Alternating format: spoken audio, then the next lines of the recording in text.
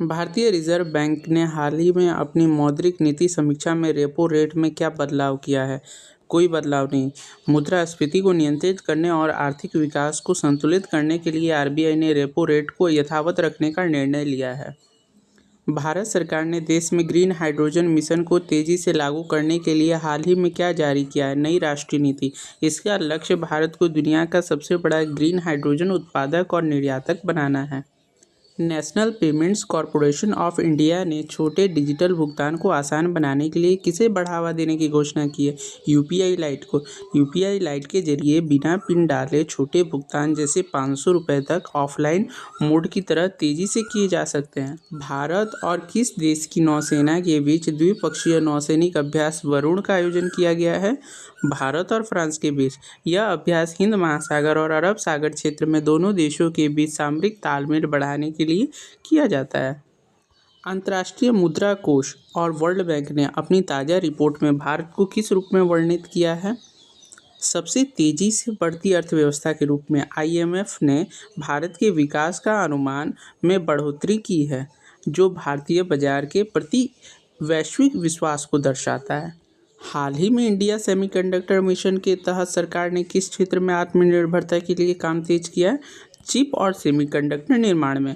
वैश्विक आपूर्ति श्रृंखला में भारत को एक प्रमुख खिलाड़ी बनाने के लिए सेमीकंडक्टर मिशन पर जोर दिया जा रहा है। भारत सरकार ने इलेक्ट्रिक वाहनों को बढ़ावा देने के लिए किस बुनियादी ढांचे के विस्तार की घोषणा की है? EV charging infrastructure. पूरे देश में चार्जिंग स्टेशनों का जाल बिछाने के लिए सरकार भारी निवेश कर रही है। जल जीवन मिशन के तहत ग्रामीण क्षेत्रों में स्वच्छ जल पहुंचाने के लिए केंद्र सरकार ने हाल ही में क्या कदम उठाया है? राज्यों को नया फंड जारी किया है। इस मिशन का लक्ष्य 2024-26 तक हर ग्रामीण घर में नल से जल पहुंचाना है। सीबीएसई ने स्कूली छात्रों को भविष्य के रोजगार के तैयार करने हेतु कौन सी योजना शुरू की है? Skill based education. इसके तहत छात्रों को व्यावहारिक ज्ञान और व्यावसायिक कौशल सिखाया जाएगा। अरब सागर में भारतीय नौसेना द्वारा हाल ही में किए गए अभ्यास का मुख्य उद्देश्य क्या है? समुद्री सुरक्षा और निगरानी। हिंद महासागर क्षेत्र में बढ़ती चुनौतियों से निपटने के लिए नौसेना लगातार अपनी तैयारियों को परख रही है। डीआरडीओ द्वारा हाल ही में परीक्षण की गई नई मिसाइल तकनीक का मुख्य फोकस क्या है? स्वदेशी मिसाइल शक्ति और सटीक मारक क्षमता। डीआरडीओ ने लंबी दूरी की नई मिसाइल प्रणालियों का सफल परीक्षण किया है। प्रधानमंत्री मोदी द्वारा शुरू किए गए पीएम गति शक्ति मास्टर प्लान का प्रमुख घटक क्या है? नए लॉजिस्टिक्स प्रोडक्ट्स। इसका उद्देश्य व्यापार को तेज और सस्ता बनाने के लिए बुनियादी ढांचे का एकीकरण करना है। भारत सरकार ने किसानों की आय बढ़ाने और खेती के आधुनिक बनाने के लिए कौन सी नई योजना शुरू की है? डिजिटल एग्रीकल्चरल योजना। इसके तहत मृदा परीक्षण, मौसम की जानकारी और ई मंडी की सुविधा डिजिटल रूप से दी जाएगी। मेक इन इंडिया कार्यक्रम के तहत सरकार का मुख्य जोर किस क्षेत्र पर है? घरेलू विनिर्माण, मैन्युफैक्चरिंग प्रोजेक्ट्स। भारत को एक वैश्विक विनिर्माण केंद्र बनाना इस कार्यक्रम का मुख्य लक्ष्य है। भारत और किस देश के बीच हाल ही में आर्थिक सहयोग बैठक आयोजित हुई है? भारत और जापान के बीच। दोनों देशों ने निवेश, तकनीक और व्यापारिक समझौतों पर चर्चा की। श्रीलंका और भारत के बीच हालिया चर्चा का मुख्य विषय क्या रहा? व्यापार समझौता। आर्थिक संकट से उबरने के बाद श्रीलंका भारत के साथ व्यापारिक रिश्ते और गहरे कर रहा है।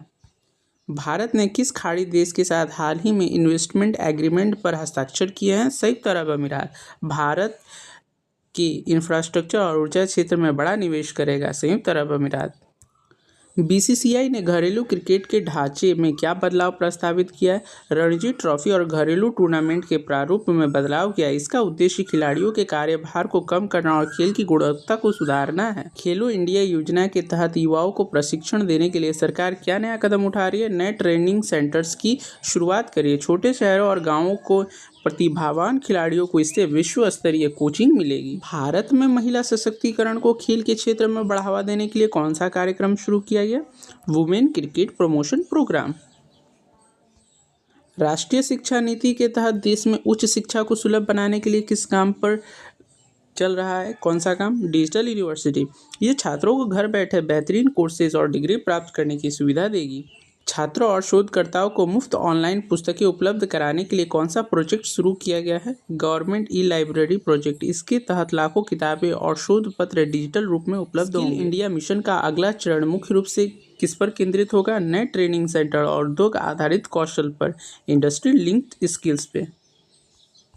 नए स्टार्टअप्स को बढ़ावा देने के लिए सरकार स्टार्टअप इंडिया प्रोग्राम के तहत क्या सहायता दे रही है?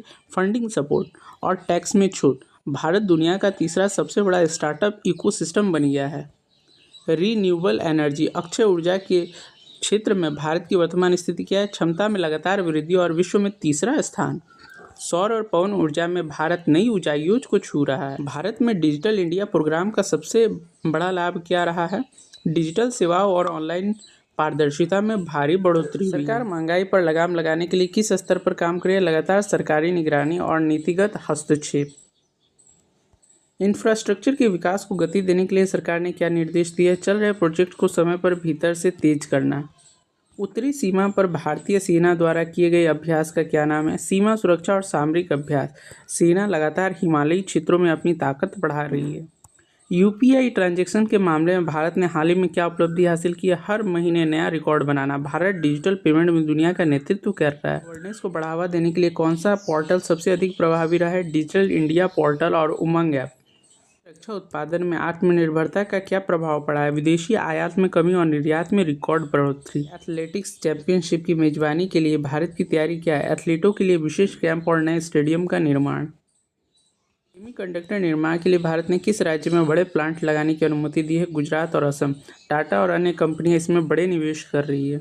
ग्रीन हाइड्रोजन के उत्पादन के लिए भारत का मुख्य लक्ष्य वर्ष क्या है? 2030 तक 5 मिलियन मीट्रिक टन उत्पादन।